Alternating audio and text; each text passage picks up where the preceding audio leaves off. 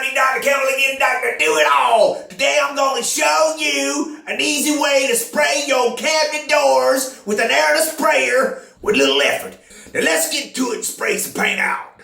Now I'm using an airless sprayer. This is not an expensive one, but I've had this one for about 10 years and it still works good.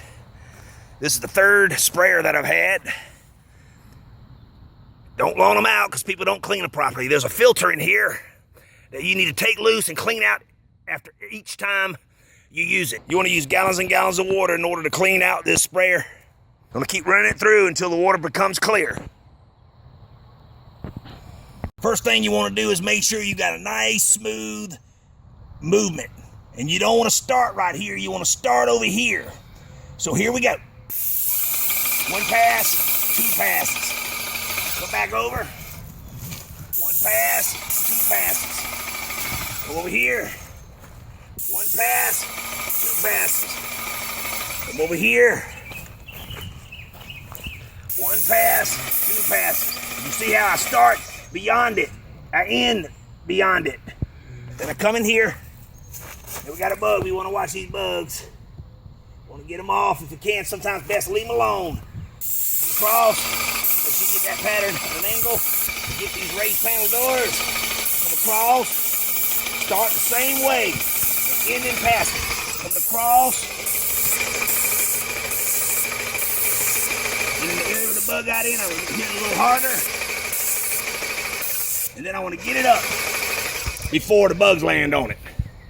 You can do any surface the same way, but cabinet doors have to be done right, have to be done perfect, have to be done professionally. And listen, I can't show you each and every coat. I'm going to show you the last coat how it's done. But the first coat's going to be applied the same way, the same method, the same speed, the same distance. The only difference is, even on the can of oil base that we use as a primer, we always use an oil base for primer. And even though it says recoat in 30 minutes to an hour, we're going to wait overnight. And we're going to sand it down really good, wipe it off real good, dust it off good, make sure there's no dust still left on it. And then, after we wipe it down, we're going to be caulking. We're going to be caulking the panel where it meets the individual boards on the front and on the back.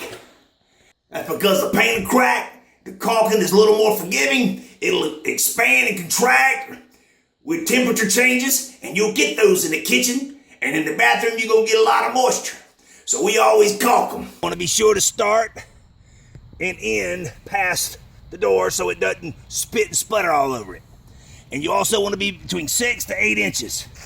Your gun, your airless sprayer is going to be a little different, so you have to go by what you're seeing and feeling. Here we go. Steady flow. And on the other side, you want a steady flow. You don't want to stop. I did 3 on that because it didn't look like it had enough on the end. You want to hold the door. You want to hold your hose up. Same steady speed. And you want to make sure you keep this angle like this to catch this little profile here. You want to get an angle, get it on there. Keep that angle. Good coat. When you're going to come back by, keep it the same system. Same speed, same distance. And listen, I never want to start spraying in the middle of a door. Always, always, you want to start just past it and come out and stop past it. You might waste some paint, make it a little messy, but you don't have all this spit and sputter all over it. So here we go. 1 pass, 2 passes. Now notice, I'm about 6 to 8 inches from it. Come on this side, passing it. Come on this side. I'm gonna hold my hose up. Same thing. Come on this side. Start past it. Go on past it. Go on past it. Now I'm gonna come in. Got a little bug in it. I'm gonna come in at an angle and hit these. I'm still gonna start outside of it And then I'm gonna run down it.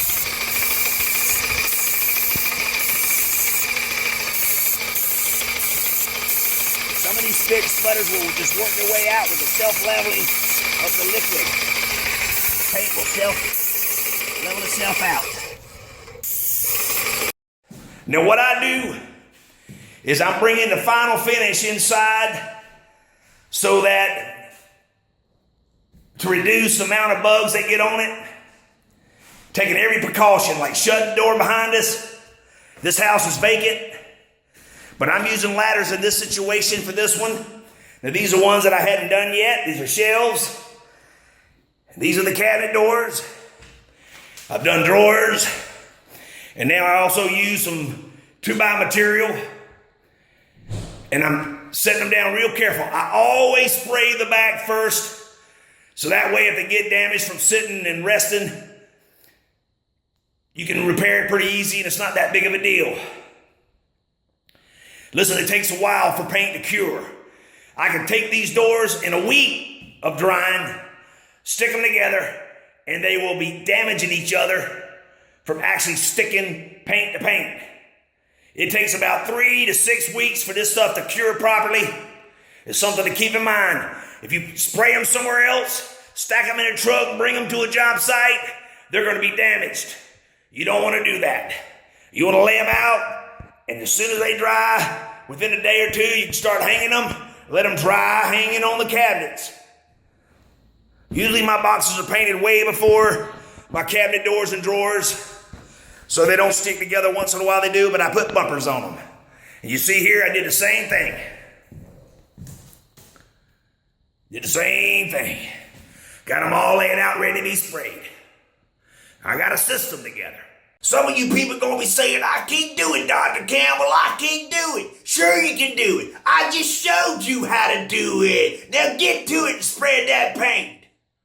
Till next time, I'll see you people later.